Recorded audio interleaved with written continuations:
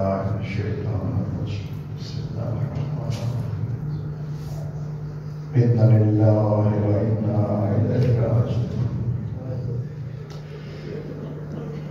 إنا لله وإنا إليه راجعون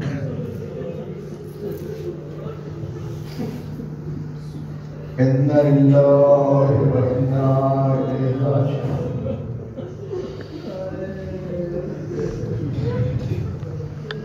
زنی و کلثوم اولاد علی کی یتیمی کا وقت ہے، سبھی روزے دار بیٹھے ہیں، سبھی ہاتھ بلند کر کے دعا مانگے، سبھی اپنے ہاتھ یا اللہ کسی بیٹی کو اس سے پہلے یتیم لگ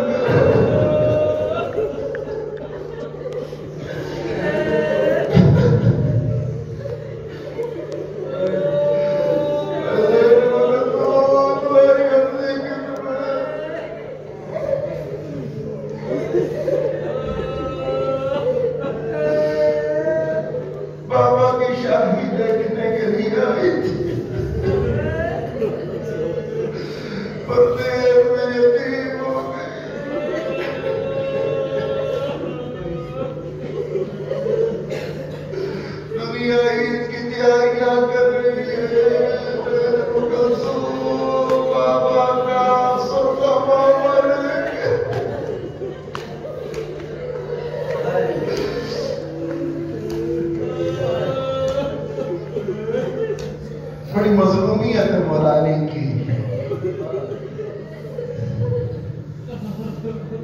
مولانا چاہتا تھا کہ اپنی بیٹیوں کو اپنی زندگی میں اپنی شاہی دکھائے۔ حسن سے کہا تھا بیٹا میرا دل کرتا ہے کہ تمہاری بہنیں میری آگے شاہی دیکھے۔ مولا نے کہا تھا مولا جو حکم کرے تو ہم اپنی بہنوں کو کوفہ لے آئے، کہا لے آؤ، لیکن ایک بات یاد رکھنا کہ میری بیٹیاں سفر کرنے کی عادی نہیں ہے۔ ایک میری شرائط میں رکھنا کہ جب بھی بہنوں کو ساتھ لے کے نکلو نا یاد رکھنا کہ محمل جو بناؤ تو پردے دار محمل بناتا۔ کیوں آج تک نہ سورج نے زینب کو دیکھا ہے نہ زینب نے سورج کو دیکھنا۔ اے حسن رات کو سفر کرنا، دن کو سفر نہ کرنا، اور بہنوں سے پوچھتے رہنا جب تھک جائے باقی آپ کر دو۔ کہاں اے حسن تو کلثوم کے ساتھ رہنا، اے حسین تو زینب کے ساتھ رہنا۔ ایک نصیحت عباس کو بھی کی، اے عباس تم محفلوں سے آگے رہنا، الحافظ والحفیظ الحجاب کی صدایں بلند کرتے رہنا۔ دیکھو آج تک کسی کا محرم نے میری بیٹیوں کو نہیں دیکھا۔ کہا کہ جب کوفے کے باہر پہنچو نا تو مجھے پیغام دینا، میں اپنی بیٹیوں کو خود کا استقبال کروں گا۔ پہنچ گیا قافلہ، وہاں مل گئی اطلاع، مولا کو جیسے اطلاع ملی اب مولا کو نہیں خیال آیا کہ سر پہ عمامہ بھی پہنے، پاؤں میں جوتے بھی پہنے، بیٹیوں کے استقبال کے لیے کوفہ سے باہر گئے۔ جیسے ہی باہر گئے تو جاننا زینب نے دیکھا پاپا آئے ہیں۔ بھیا حسن نے کہا بھیا حسن تمہاری کو نیچے بٹھاؤ، پاپا کا میں نکل کے استقبال کروں گی۔ جیسے ہی حسن نے ہماری کو بٹھانا چاہا نا مولا نے روک دیا۔ ہے حسن بیٹا ابھی نہیں، میں خود بڑھ کے اپنی بیٹی کا استقبال کروں گا۔ اب جیسے ہی مولا آگے بڑھے مولا کو جناب زینب نے سلام کیا، کہا بیٹا ایک کام باقی ہے۔ کہا کیا؟ کہا بیٹا صبر کرو۔ کہا اے عباس جا کوفہ والوں سے کہہ دو کوئی خبردار کوئی مرد و زن کوئی اپنے گھر کا نہ دروازہ کھولے نہ ہی کھڑکی کھولے، ہر طرف پردہ ہی پردہ ہو۔ مولا آگے آگے ہے، ہماری پکڑی ہوئی ہے، مولا کے 18 فرزند مولا کے پیچھے پیچھے ہے، ہر طرف پردہ ہے۔ لیکن کہا اے زینب بیٹی اپنی ہماری کا پردہ ہٹا، یہ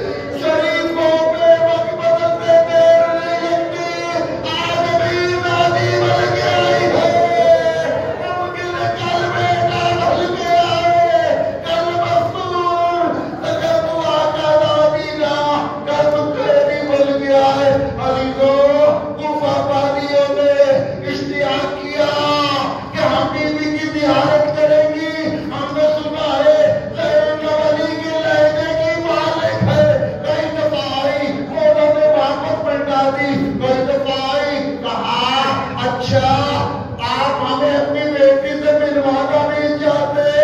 کہا ملوانا چاہتا ہوں، لیکن تم اکٹھی ہو کے آتی ہو، میری بیٹی زینب نے کبھی بھیڑ نہیں دیکھی۔ ایک شرط ہے، میں اجازت دیتا ہوں، ایک ایک کر کے چلی جاؤ، جاؤ جا کے زیارت کرو۔ بی بی نے زیارت کی اجازت ملتے ہی زیارت کی، ان کو اپنے پاس آنے کی دعوت دی۔ اب کوفہ ماریہ جاتی ہے، وہاں پہ درس دیتی ہے، لیکن جیسے ہی 40 ہجری کا ماہ رمضان آیا، بی بی نے ایک عجیب عمل کیا۔ بی بی یہاں زیارت کے لیے جاتی ہے، جب سے تفسیر لے کے آتی ہے، لیکن جاتی تو بڑی خوشی خوشی ہے، لیکن جب واپس پلٹتی ہے نا، سر پیٹتی پیٹتی آتی ہے۔ کہا اے عورتوں، تمہیں کیا ہو گیا؟ جاتی خوش خوشی ہو، آتی ہے تو سر کو چہرے کو پیٹتی ہوئی آتی ہو، کیا وجہ ہے؟ کہا جب ہم جاتی ہے تو بیوی سے بھی دادی ہوتی ہے، لیکن بعد میں اپنے سر سے بھی داؤدار دیتی ہے، تاکہ تم پر سر میں ڈال کے کہتی ہے کوفہ والیو، مجھے تم نے ایسے دیکھا تھا، اب میں جا کے بھی دیکھو کہ ایسا نہ ہو کہ تم کو کہ بیوی ہم سے تجھے پہچانا نہیں۔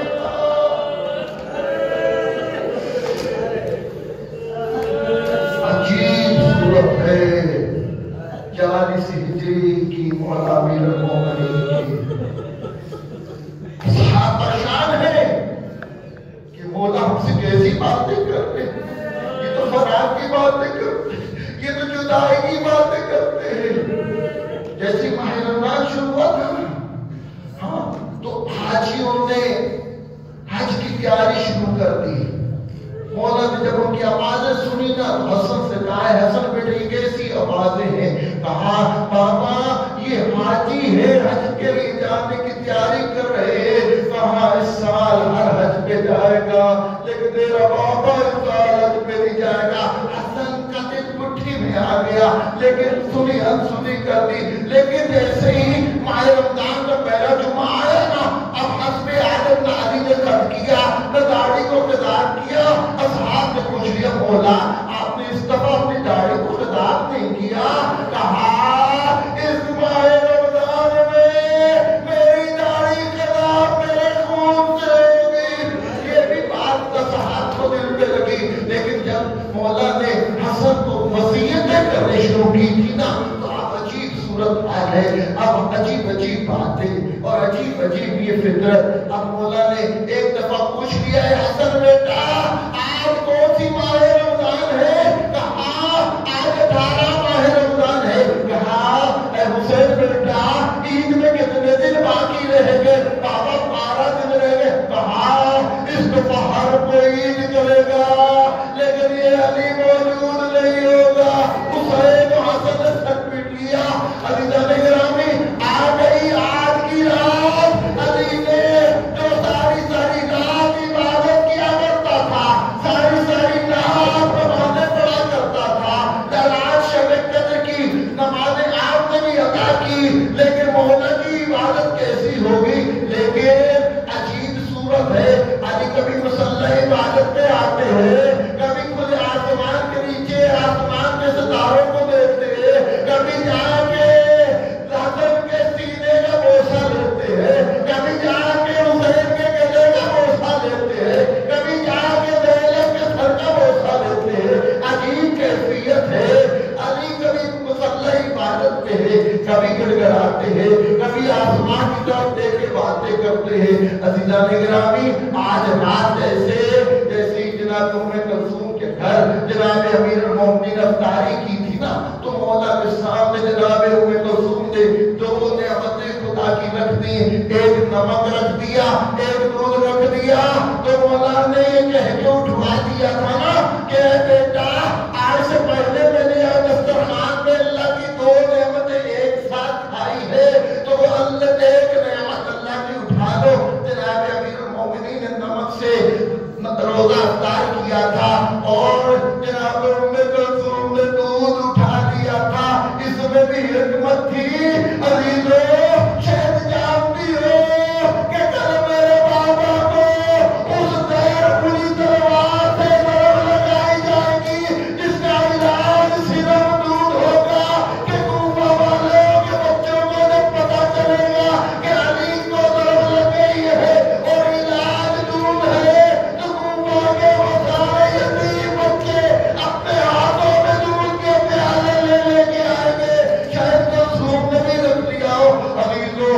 وقت گزر گیا، ساری رات اسی طرح گزری، نمازیں مستحب جتنے نوافل تھے گھر میں مولا نے ادا کیے، اپنے سے چلنے لگے تو زینب نے خواب میں دیکھا ماں کا اقبال کھلے ہوئے، نانا رسول خدا کے بال کھلے ہوئے، زمین کوفہ میں زلزلہ ہے، پریشان ہو کے اٹھی، رسول نے دیکھا کہ وہ کہا کہ میں نے بھی یہ خواب میں دیکھا کہ میری ماں کے بال پریشان ہے، میرے نانا محمد گریا کرے، اللہ خیر کرے۔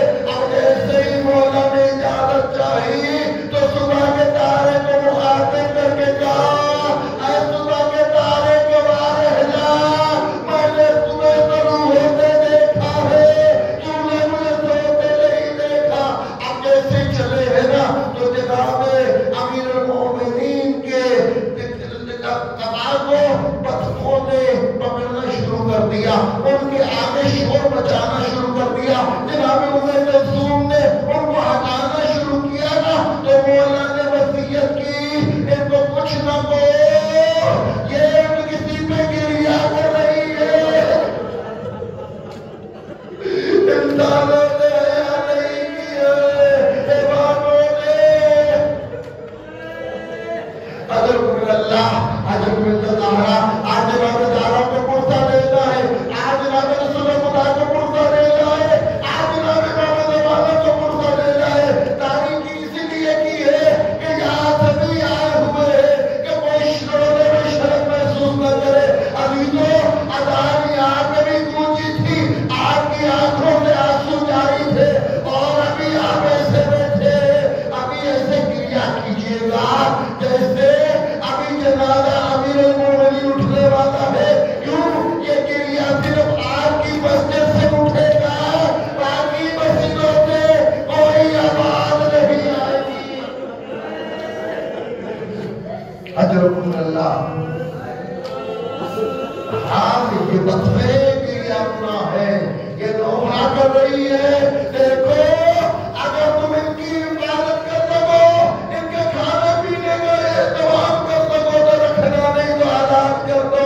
اتنا کریم امام ہے کہ کاش مولا تو نے تو عبادوں کے بھی حقوق بتائے، لیکن کل تیری اولاد ہوگی، یہ کوفہ کے بازار ہوگے، زینب کلثوم وہ سکینہ اور باقی بچے علتش کی آوازیں ہوگی، بھوک ہوگی، پیاس ہوگی۔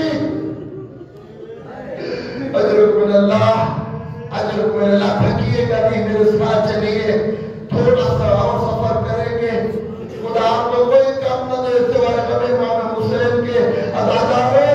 اب جیسے ہی مولا آگے بڑھنے لگے ہیں نا تو اب جیسے دروازے تک پہنچے ہیں تو مولا کی یہ عطا دروازے کے اندر بس گئی۔ اب جیسے یہ صورتحال دیکھی جناب دہلا بڑھ کے کہہ دیا بابا آج نہ جاؤ، نماز پڑھانے کسی اور چلے گئے۔ اجرکم اللہ۔ عزاداروں مولا جیسے ہی نماز پڑھانے کے لیے مسجد تشریف لے گئے، جا کے اذان دی۔ اب تو اذان تاریخ میں ایسی ہے کہ جس نے فرشتوں کی قدریاں چھڑوا دی، آسمان و زمین کی تمام مخلوق میں عبادت چھوڑ کے چیخے ماری ہے، چلے آئے ہیں۔ ایک اثر عاشور وہ علی اکبر کی دی ہوئی اذان، اور اس سے پہلے علی کی 40 ہجری کو 19 ماہ رمضان کی صبح کی اذان، کہ جیسے ہی علی نے میدان اذان میں جا کے پہلے کہا اللہ اکبر، فرشتوں کی تسبیح چھوٹ گئی، پھر کہا اللہ اکبر، جنوں کی چیخیں بلند ہوئی، پھر کہا اللہ اکبر، زمین کوفہ میں زلزلہ آیا۔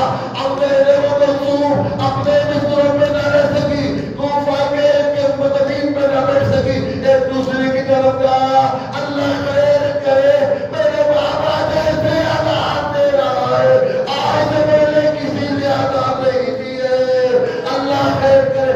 عزیزوں اب جیسے ہی اذان کے بعد علی مصلی عبادت میں آئے، اب یہاں پہ دو روایات ہے، ایک مستحب نماز تھے، یہ باثر نماز تھی، لیکن پہلا سجدہ کیا، لیکن دوسرے سجدے کے لیے جیسے سر اٹھانے لگے،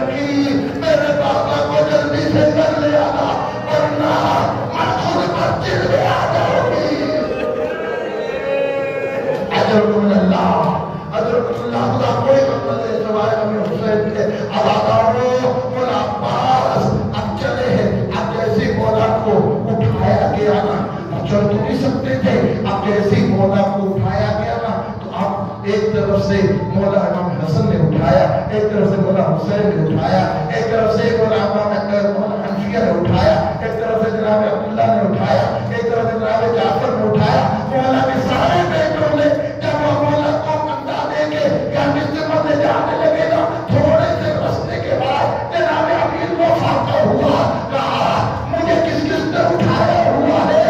अब जैसे ही कहा बाबा मैं हसन हूं, बाबा मैं हुसैन हूं, बाबा मैं हनफिया, सबने अपना अपना बताया। अजीजों, मौला ने पता नहीं क्या सोचा होगा, कहा सारे मेरे लाशें को उठाओ, तू छोड़ दे। मैं कहूँगा शायद इसलिए कि हर एक को तंगा देने वाला कोई न कोई होगा, लेकिन वो हुसैन इसके लाशें में अल्लाह घर की तरफ बढ़े। अब जैसे ही मौला घर के पास पहुंचने लगे हैं ना, तो अजब ज़ैनब कलसूम के रोने की आवाज़ें मौला के कानों में पड़ी, तो कहा ऐ हसन मुझे नीचे खड़ा कर दो, मैं अब चल के जाऊंगा। कहा मेरे पीछे कौन आ रहा है? कहा बाबा आपके बाबा साहब है, आप पे गिरिया कर रहे हैं, आप पे दुआ खुदा है। हजरत मोहम्मद बालिया बागुरबता की आवाज़ें थी। अब जैसे ही मौला ने कहा ऐसे सुना ना कि मेरे असहाब भी साथ है और मेरा घर भी पास है, और ज़ैनब कलसूम की रोने की आवाज़ें भी आ रही है। तो अली ने कहा ऐ हसन बेटा मेरे साथ लगे दो, मैं उनसे राजी हूँ, वो मेरे से घर से दूर चली जाए। कहा मौला बात पे गिरिया कर रहे, मौला बात पे निचोड़ना चाहते। कहा ऐ हसन बेटा मुझे अली की गैर बर्दाश्त नहीं करती, कि ज़ैनब कलसूम की आवाज़ें ना मेरे मुंह के कानों में जाए। ऐ मौला आज यही तूफा है, आज आप यहाँ सुना कि आपकी हुकूमत है, मौला आपकी बेटियां पर्दे में, फिर भी आप बर्दाश्त नहीं कर रहे कि आपकी बेटियों की आवाज़ें आपके असाबिक़ बाबा के कानों में पहुंचे। मौला यही तूफा होगा, यही मल्ले, यही पूछे होंगे, आपकी यही बेटी बेमकना जाएगा, कभी उस बाजार में, कभी उस दरबार में जन्नत के ठहरानी जाएगी।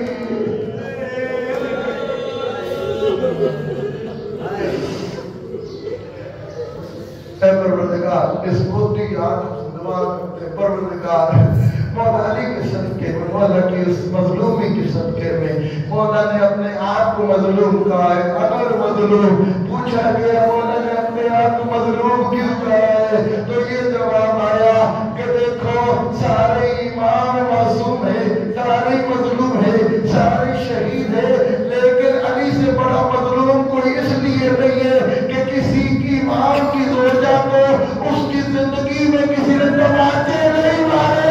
ये वो मजलूम है जिसकी रोजा के पहलू को शहीद किया गया, पहलू का कभी मोहसिन शहीद नायाब तस्वीर नहीं कर सकती, खड़े की इबादत नहीं कर सकती, सीधा होकर लेट नहीं सकती। वो अली तो ये कहता चला गया हाय मजलूम